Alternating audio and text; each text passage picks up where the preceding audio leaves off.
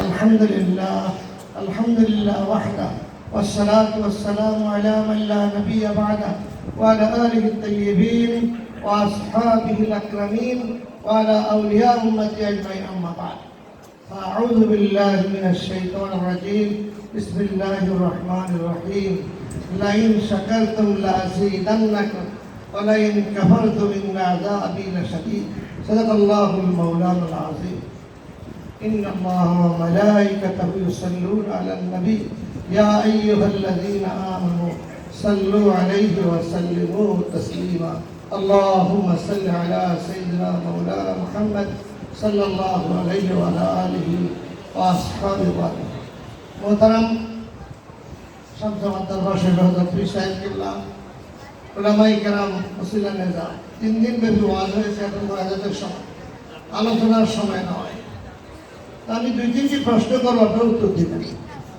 এখানে 50 60 70 বছরের বয়সের লোক আছেন না 60 বছর তাদের বয়স তারা 40 বছর অসুস্থ তাই না শুনুন নাই কথা বলেন না মসজিদে খুতবা শুনছেন ওয়াজ মাহফিলে ওয়াজ শুনছেন পীর সাহেবের দরবার নসিহত শুনছেন শুনেন নাই এখন দাঁড়াইয়া বলেন যে আমার ইন্তেকালের সময় ইমানি মারার গ্যারান্টি কার্ড পাইছি একজন দাঁড়ান যে আমি 40 বছর ওয়াজ শুনে ইমানি মারার গ্যারান্টি কার্ড আমার হয়েছে বলেন একজন তাহলে আমি বুঝবো 40 বছর ওয়াজ শুনে নসিহত শুনে তোমার কাছে লাভ হয়েছে লাভ হয়নি আমরা লাভ হয়েছে ওয়াজ শুনছেন কিন্তু আপনার গ্যারান্টি কার্ড কোথায় বলেন আমার প্রশ্নটা বুঝছেন প্রশ্ন বুঝছেন 60 বছর বয়স হলে 40 বছর ওয়াজ শুনছেন খুতবা শুনছেন তারপরে সংক্রমণ দরবারের সামনে 3 দিন ওয়াজ শুনছেন এখন আপনি বাড়ি যাবেন কি নিয়ে কথা বুঝেন নাই হ্যাঁ বাড়ি নিয়ে যাওয়ার জন্য যেই পয়েন্টটা প্রয়োজন সেটা হলো টাইটেল পাস করে বাড়ি গেলে গ্যারান্টি কার্ড নাই আমার মতো ডক্টর হয়ে বাড়ি গেলে গ্যারান্টি কার্ড নাই আছে নাকি রিয়াদ থেকে পাস করলে গ্যারান্টি কার্ড আছে মাদানি হলে গ্যারান্টি কার্ড আছে আছে নাকি যত লকব কোন লকব কাজে লাগবে না 2টি কাজ যিনি আয়ত্তে রয়েছেন তিনি রিক্সাওয়ালা হন কোনো অসুবিধা নেই তিনি ঠেলা গাড়ি চালান কোনো অসুবিধা নেই বড় আলেম নন কিন্তু 2টি কাজ তিনি হাসিল করেছেন একটা হলো মাথা থেকে পা পর্যন্ত আল্লাহ ওয়ালাদের কাছে মুরিদ হয়ে সোহবতে গিয়ে জিকিরদারি সুবহানাল্লাহ মরহুম মাহফুজ এখানে যিনি সাহিত্য একদিন পাশে বসে হাতকে পিঠে হাতকে বলতেছে বেটা এখনো জিকির চলে না আপনি শিখেছেন কিন্তু তখন আমার সিদ্ধান্ত চলছে আমার মুর্শিদ কেবলা আরো উপরে সবক দিয়েছে কিন্তু উনি আপনার হাত দিয়ে বলেন তোমার জিকির চলে না কি অবস্থা আস্তে আস্তে চলে শেষ রাতে তাহাজ্জুদের পরে কান্না ছাড়া আপনার জোরদার হয় এখনো মনে আছে শেষ রাতে তাহাজ্জুদের পরে কান্না ছাড়া কোন সালেকের জিকির জোরদার হতে পারে না এই কথাগুলি স্পষ্ট আমার মনে আছে তা বললাম যখন জিকির করলাম মদিনাওয়ালাকে পাওয়া যাবে কিভাবে সারা জীবন দুরূদ পড়া পাওয়া না সারা জীবন সালাম দাও পাওয়ার সম্ভাবনা কম তার তোমার মনের এই কালমের মধ্যে আল্লাহ রাসূল আসে মুখে দুরূদ পড়ে মুখে সালাম দিয়েছে মদিনাওয়ালাকে পাইতে এই কালটা মদিনাওয়ালা খালি করতে হবে দুনিয়ার কোনো চিন্তা থাকবে না শুধু ইয়া রাসূলুল্লাহ বললে সারা শরীর কেঁপে উঠবে বুঝে আসতে পারতা এই দরবারের আসার ফায়দা এখন যদি একদম সারা দেশে না সারা দুনিয়ায় প্রচার করছে কোরআন শরীফ পড়বো তর্জমা হাদিসের তর্জমা পড়বো হুজুরের কাছে যাওয়ার দরকার নেই আমি ওদেরকে জবাব দিই টেলিভিশনে আমি জবাব দিয়েছি এই একটা লোক পাস গাড়ির পার্টি একটা ফার্স্ট গিয়ার একটা সেকেন্ড গিয়ার একটা টপ গিয়ার এটা পিস্টন এটা স্ট্যান্ড সব মুখস্থ করছে গাড়ি চালাতে পারবে তাকে একজন ওস্তাদের কাছে বসে কেমনি হ্যান্ডেলটা ঘোরায় উপরে উনি কামড়ে শেখা লাগবে কি লাগবে না যদি গাড়ির ড্রাইভার হইতে আপনাকে আর ওস্তাদ লাগে আল্লাহকে পাওয়ার জন্য এখানে শরীরে আল্লাহ আল্লাহ জিকির চালাইয়া রাসূলের পাক সাল্লাল্লাহু জিয়ারত লাভ করে উঠতে জগতে উঠতে ফানা বাঁকা বাকাউল বাঁকা আবদিয়াতুল মাকাম আস-সাবিকুন আস-সারাইকুল মুকাররাবুন মুকাররাবিন পর্যায়ে পৌঁছতে সে দাখিল করছে কথা বুঝলেন এই পর্যায়গুলো অতিক্রম করে তখন উপরের দিকে যাবে, তখন এই বান্দা থাকে না, তখন বন্ধু হয়ে যায়। তখন কি হয়ে যায়? এই যে দরবার অনেক আছে, কিন্তু হক্কানি দরবার হুজুর কিবলা তার আওলাদদেরকে যে আলেম বানিয়ে গেছেন এইভাবে, কেরাত সুন্দর, চেহারা তো সুন্দর, আলহামদুলিল্লাহ বলেন, তারপরে ওয়াজ সুন্দর, আখলাক সুন্দর, হুজুরকে বিনয় ছিল। তরিকতে একটা মকসদে বিনয়, সবার সাথে বিনয় ব্যবহার করা, এটা আমরা পারি না। হুজুর কিবলা পেরেছেন বিনয়ের সাথে কথা বলা। কাজী বড় আমার সাথে তখন ভাইস প্রিন্সিপাল মামলা লাগছে, ওরা মামলা করছে, হুজুর বলে হুজুর আপনি তো এই মাথা প্রতিষ্ঠা করছেন, কি করবো? কেউ বাবা ধৈর্য ধরো, কেউ গালি দিলে তাকে সালাম দাও, তাহলে দেখবে সব কিছু কথা হয়ে গেল। সত্যি যারা খুব রাগারাগি করতো আমার সাথে, আসলে আসসালামু আলাইকুম, কেমন আসতেন ভাই, ভালো আসলে চা খান, তো দু একদিন যাওয়ার পরে বলতো যে এই লোকটা কেমন, এত রাগারাগি করলাম, হ্যাঁ চা খাওয়াই গেছে, আস্তে ঠান্ডা হয়ে গেছে। কথা বলুন না হঠাৎ ফরিদগঞ্জে যাওয়ার পরে, ফরিদগঞ্জ যখন প্রথম প্রিন্সিপাল গেলাম, একটা লোক দরজা দাঁড়িয়ে আছে, একজন বলে খবর এই লোকটা দিয়ে টাকা না, এ মদ খায়, নামাজ পড়ে না, গালাগালি করে, সিগারেট খায়, নানান দোষ। আমি দেখলাম এই লোকটার মধ্যে এরকম বলতেছি, দেখি না লোকটাকে, নতুন মানুষ যে গেটে দাঁড়ালাম, দাঁড়ালে ভালো দেখি সে যতগুলি ফকির আছে সবাইকে কাউকে ফিরায় না, যত ফকির আছে সে কাউকে ফিরায় না। বললাম যে ভাই আমি তো নতুন আসছি, এখানে আপনি আমার পেনশন অফিসে আসেন, আমাকে পেনশন আপনার হয়ে যাবো না, নামাক হয়ে যাবে, নামাক হইলে আমি 2 বছর আসেন। চা খাইলাম, এটা কেমন, কেউ আমাকে দেখতে পারে, কেউ আমাকে সালাম দেয় না, আমি মদ খাই, আমি খারাপ কাজ করি, কিন্তু আপনি আমাকে ডেকে প্রিন্সিপাল হয়ে আমাকে এখানে চা খাওয়াতে কেমন ডেকে? ভাই আপনার দোয়ার জন্য। কি দোয়া? আপনি যে একটা পবিত্র ফিরাচ্ছেন না, এই আখলাকটা আমার মধ্যে নেই। আপনি একটা হাত উঠান, হাত উঠাইয়ে আপনার দোয়া করে দেন, আমাকে আল্লাহ চরিত্র রাখবেন। বলেন কি হুজুর, এই কথা হলো? এটাই কথা, যারা দানের হাত বাড়ায় না।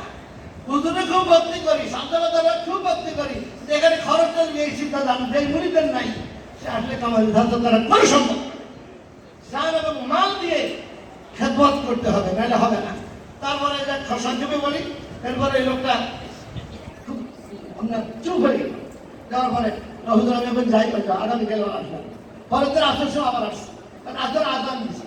তা বললাম যে ভাই আপনি তো বসান, একটু অজু করে আসি, আর যদি সম্ভব হয় আপনি অজু করলে ভালো হয়, নামাজের কথা বলবেন তো কাছে আপনি অজু তো জানা না, ভালো করে অজুটা শিখে গেলেন, কেমন অজু করে, অজুটা শিখলো, অজু শিখে এসে বসলো, এবার আপনি বসার আমি নামাজটা পড়ে আসেন। হুজুর অজুটা করলাম, বসে থাকলে কেমন হয়, আসেন পাঞ্জাবি একটা গায়ে দিয়ে পাঠাতে গেছে, টুপি একটা মাথা দিয়ে আসে, এখন মসজিদ যখন ঢুকে ইমাম সব টাকা দেখি হুজুর দিকে, হুজুর এই সময় লোকের সাথে হাঁটতেছে, হুজুর মোতালেব এই হুজুরের সাথে কতক কথা। পর লাস্টে আপনার প্রথম কথা দাঁড়াইছে, দাঁড়িয়ে গিয়েছিল না, পরের দিন থেকে দাঁড়িয়ে রাখা শুরু করছে।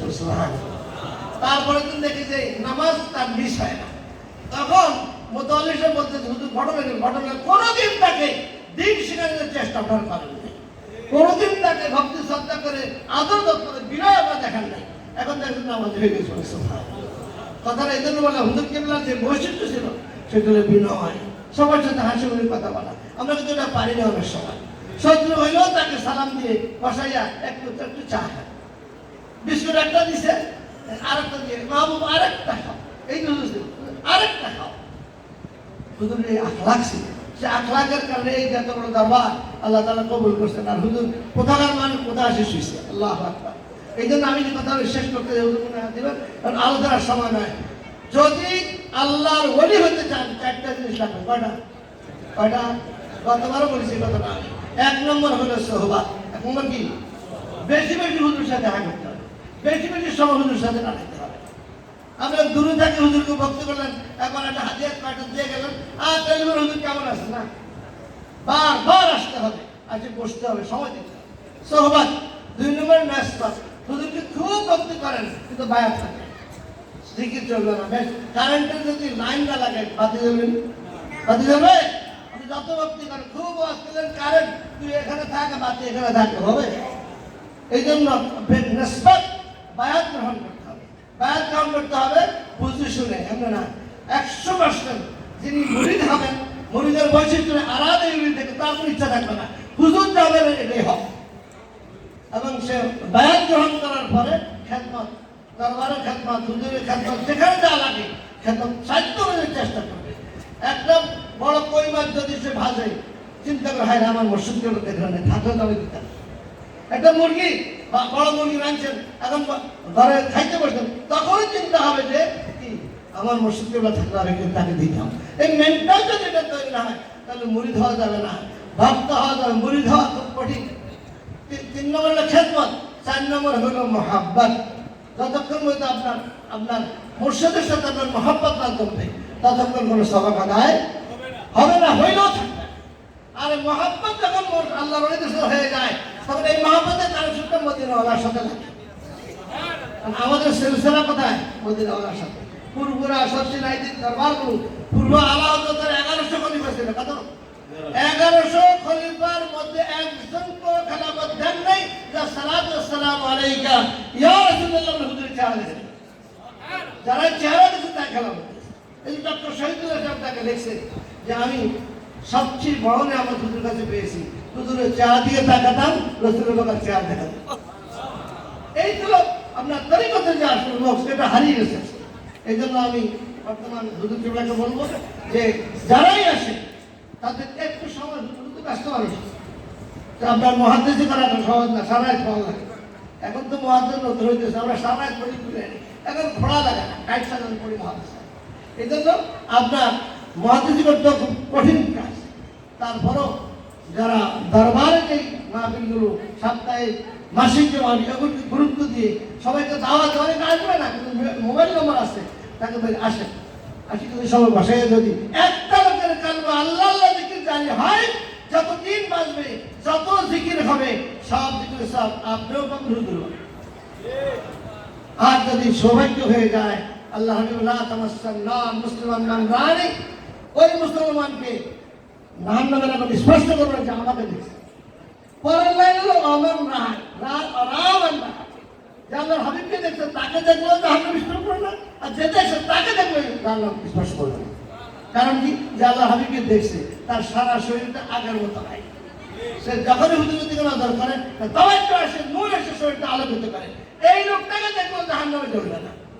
আর শান্তলাভ রহমতুল্লাহ আলাইহি এবং ফুরফুরা সিলসিলা, শৈশব সিলসিলা, সাইদাত বদরুল সিলসিলা এবং যত সোনাগান্দা যে লাইনগুলো আছে সব লাইনগুলোর মদিনার সাথে সব এদের বেশি দুরূদ ও সালাম পড়বে। এখন কোন মৌলবী খালি ওয়াজ করে মিলাদ বেদাত, এই কিয়াম বেদাত, এই বেদাত বলতে বলতে এদের চেহারা দিকে চেহারা কোনো নূর নাই, এদের কোনো নূর পাবেন না। তার রাসূলুল্লাহকে সালাত ও সালাম যে অস্বীকার করে, দিতে চায় না, সে আসলে বখিল। আল্লাহ রাব্বুল যে আমার নাম শোনা বলেছে দুরূদ পড়বে না, তার চেয়ে বড় বখিল কেউ নাই। এবং কবর হাসর মিজানে আল্লাহর হাবিবের মুহাব্বত ছাড়া কিচ্ছু নাই। আরেকটা কথা বলে শেষ করছি, কবরের নামাজের কোনো হিসাব নেই, জানেন না? কবরের নামাজের হিসাব নেই, রোজার হজ কিচ্ছু হিসাব নেই, হাসর ময়দানে সাকরাতুল মউতের হিসাব হলো আল্লাহর হাবিবকে দেখা। সুবহানাল্লাহ, সাকরাতুল মউতের সময় যদি শিখতে দেখে। এই জন্য খাজা ওয়াইসি রহমতুল্লাহ আলাইহি আগামীকাল ইন্তেকাল বার্ষিক খাজা ওয়াইসি রহমতুল্লাহ আলাইহি ফাতেলি ওয়াইসি বলতেন ফাতেমা বিল খায়র বাশত গার মুআদবার ওয়াক্তবার বার রোকে জিবাদ খায়রান দিনায়ে গরিয়ান।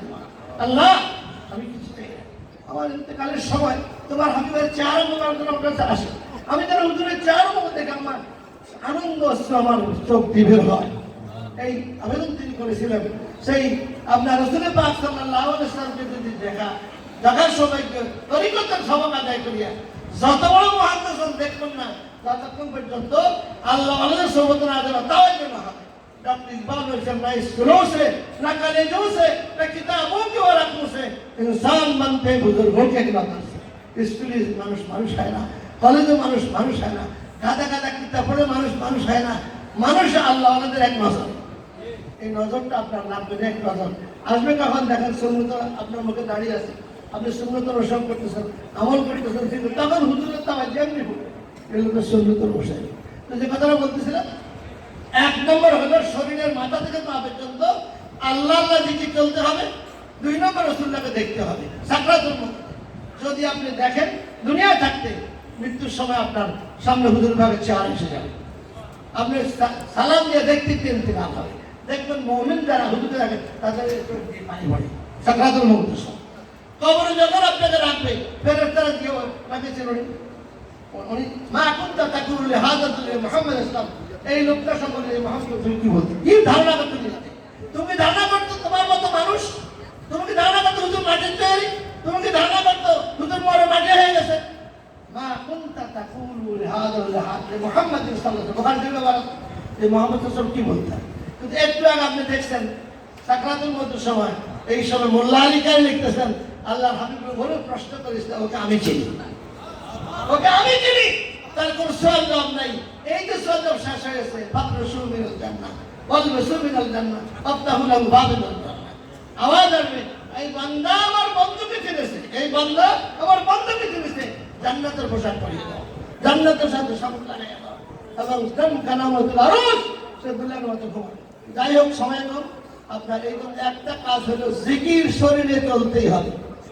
হারাম খাইলে জিকির চলবো, সুদ খাইলে, ঘুষ খাইলে, প্রতারণা করলে, কালোবাজারি করলে, সিন্ডিকেট করলে, এগুলি সব ছাড়তে হবে, ছেড়ে আল্লাহ জিকির যখন ধরেন চল অর্ষদ খাওয়ার জন্য তখন জিকির চলবে।